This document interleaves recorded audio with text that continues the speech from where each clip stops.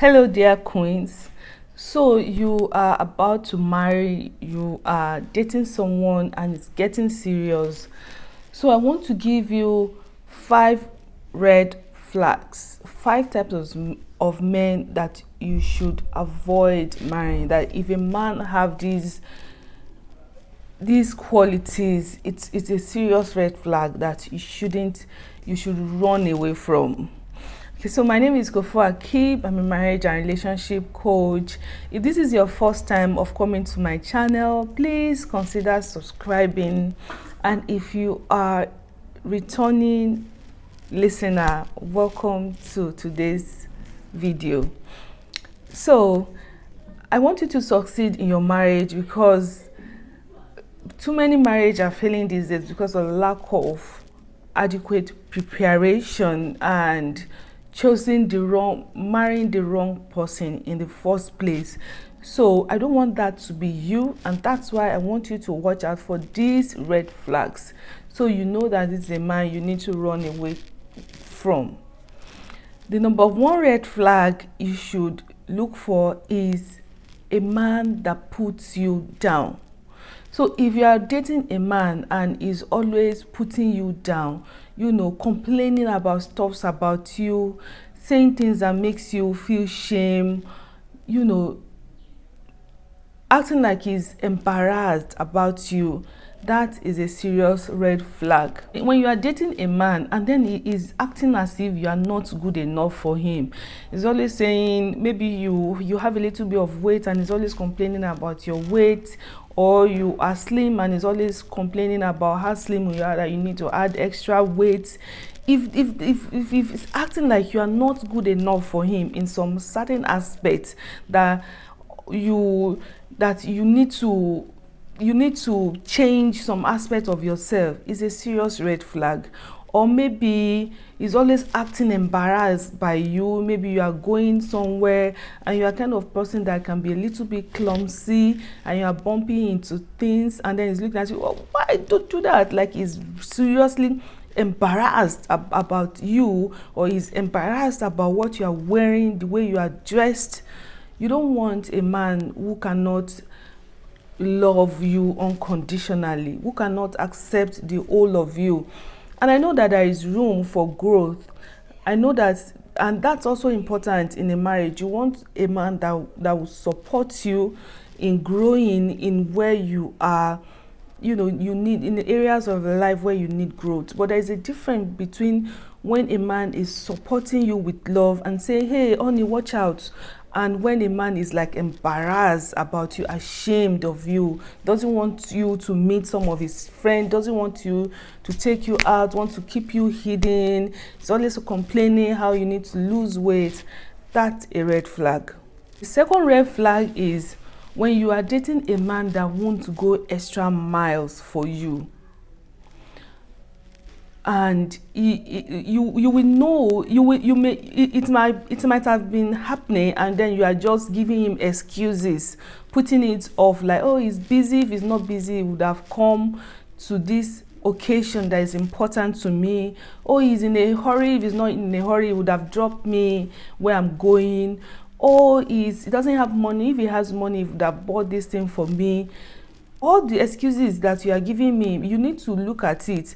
You need to look at how a man is showing up for you. Do you find yourself constantly giving him excuse, or is showing up for you, and those excuses is just once in a while? If you find out that you are always giving him excuses, it doesn't go extra mile for you. Maybe you live in a different city, it doesn't travel to come and see you, rather it will tell you to come and see him.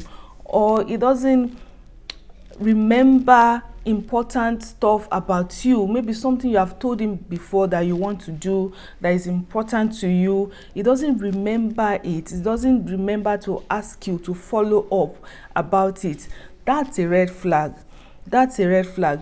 You want a man that can go extra mile for you, that can do things for you even when it's not really convenient for him.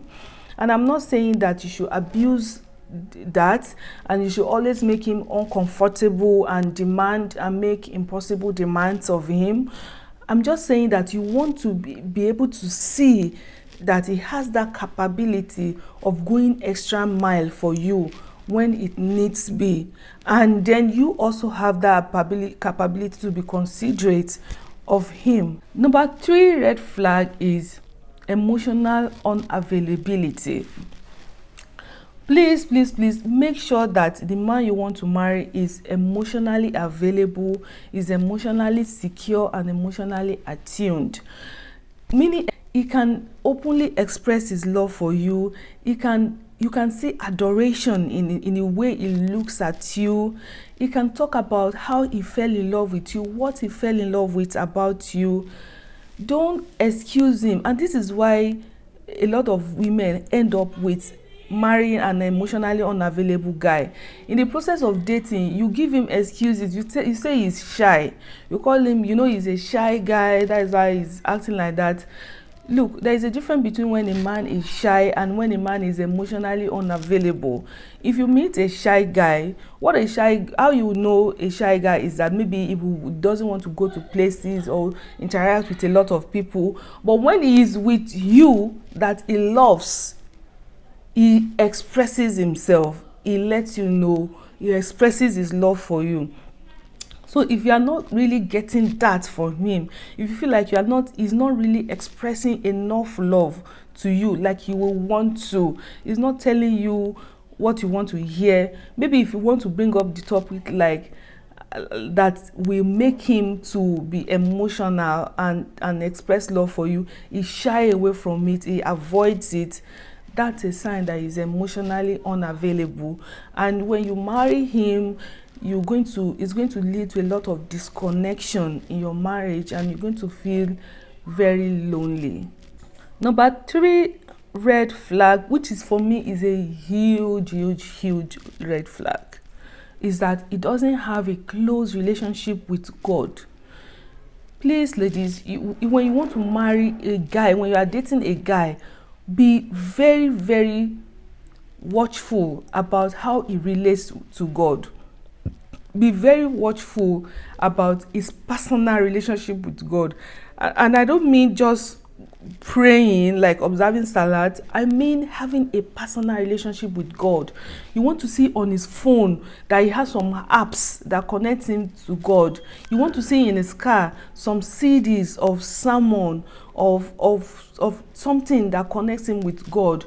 You want to accidentally come to his house and then find him, doing something that connects him with God, maybe reading the Quran or praying, then he tells you, I woke up late today because I woke up in the middle of the night to pray. You want to see sign of a strong connection with Allah, that he has a strong connection to God. And also you want to see that he's somebody that fears God. It's really important that he's not somebody that excuses inappropriate behavior. He's not somebody that justifies things that are sinful, like saying, maybe when you are talking about Yahoo boys and then he's justifying and saying something like, now what do you want them to do when the government has failed? Or when you are talking about people who embezzled money, and then he's saying something like, who doesn't embezzle money? Everybody, we are all thieves in this nation. So you will know how much he fears Allah from the things that he excuses and how he holds himself accountable. You want to see him saying something like, I wanted to do this, but I just said, for the sake of Allah, I shouldn't do it. I would have done this, but if not for God, I just decided not to do it. You want to see some signs like that this person fears God and this person have a good, close relationship with God. That when he has a problem, he goes to Allah to get it solved. He prays about his problem to get it solved. That is the kind of man that you want to marry. The next point is a man that doesn't speak your love language is a red flag. That doesn't easily speak your love language. It's not comfortable with speaking your love language. So let me briefly talk about love language here. So there are 5 love languages. Have word of affirmation. So word of affirmation is about a man that says the things that you want to hear. Maybe when you are dressed looking good, that tells you, oh baby, you look so beautiful. That tells you that affirms you, that appreciates you, that says a lot of things that you want, that sit down with you, talk about how much he loves you, you have very deep conversation with. That's word of affirmation. Then we have physical touch. Physical touch is about when you like to be touched, when you like sex, when you like physical intimacy. When somebody touch you, it makes you feel loved. It makes you feel like they care for you, when they're always wanting to be close to you physically. Peck you, kiss you, run their hand through your hair and stuff like that. Then we have act of service. So act of service is about when you feel love, when somebody does things for you. Maybe they remember to iron your clothes, they remember to take out the dustbin, they remember to help you to bathe the kids, to get things done. You like when somebody helps you, serves you, cook for you, do things for you. Then the 4th love language is gifts. So a gift is about you feel loved when somebody buy things for you, when they give you money, when they give you material things, when they come with gifts, clothes, shoes, house, car. That's what makes you feel like, wow, this person really loves me. That's what makes you feel loved. And the last love language is quality time. You like it when somebody spend a lot of time with you, somebody stay with you, you gist for a long time, you go out, you travel together, you spend time together, he goes to work, come to you, and you have a nice time together, just spending time together, watching movies together, going out, having fun together. That's quality time and attention. So those are the 5 love languages, and all of us as individual, we have our priority. We have, what I mean is that we have the one that makes us feel loved the most. Some women on the top of their love language is physical touch. They want to be close to, when a man come closer to them physically, just hold them from behind, or kiss their neck, or rub his hand on their hair or something like that. That's what makes them feel love. When a man find them irresistible, can't just stop touching them or wanting to make love to them, it makes them feel like this man loves me. And there are some women who that is when a man spend a lot of time with them, they go out, they do stuff together, they spend a lot of time inside the house just talking and being in each other's presence. That's what makes them feel love. So all of us as individual, we basically have an hierarchy of their love language. You find people saying, me, number 1 is this.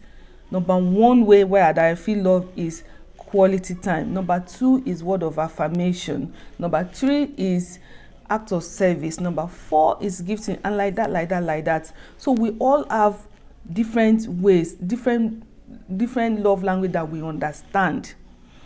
So here, the important thing here is that you want to marry someone who can speak the love language that is like your top 3 love languages, that for you to feel loved, you have to be having quality time, word of affirmation, and physical touch. Then act of service, if it's there, well, it's good. Gift, if it's there, well, I like it too. But my non-negotiable is this. Or maybe you are the type that what you want is act of service, gift, and physical touch. You need to know yourself and know what makes you feel loved.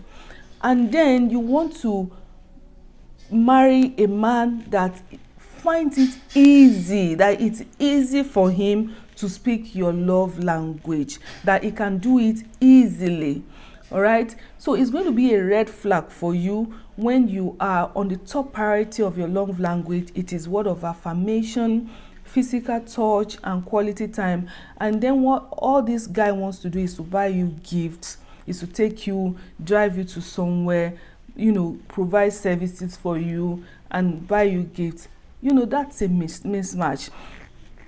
So it's a red flag for you to marry somebody when somebody doesn't easily, that is not convenient for him. It's not something it does easily. It doesn't speak your love language easily, because language, like the word language, is like you speak English and he speaks French. All right, you want to marry somebody that you speak English and also understand English and can speak English fluently. So those are the 5 main red flags for me. And if you are passionate about building the right foundation for your marriage, of building a thriving, strong and loving marriage, I will invite you to watch my Right Foundational Marriage webinar. And when you get that webinar, I'm also going to give you a list of 45 questions that you should ask your husband to be. You don't have to ask him all of that 45 questions, but you choose from, depending on your marriage, on your relationship, the kind of person you are, the kind of person he is. Then you can go through the 45 questions and choose some questions to ask him. Those questions will allow you to further know whether he's a good match for you, and will also build intimacy between the two of you. Because when you ask questions, then you have to talk about issues, then you have to know each other in a more deeper level. So if you are interested in getting my Right Foundational Marriage plus the 45 questions to ask, and also an additional 20 plus questions to keep asking him after marriage, so that your bond keep getting stronger, click on the link below. Click on the link in my bio or the link in the description box.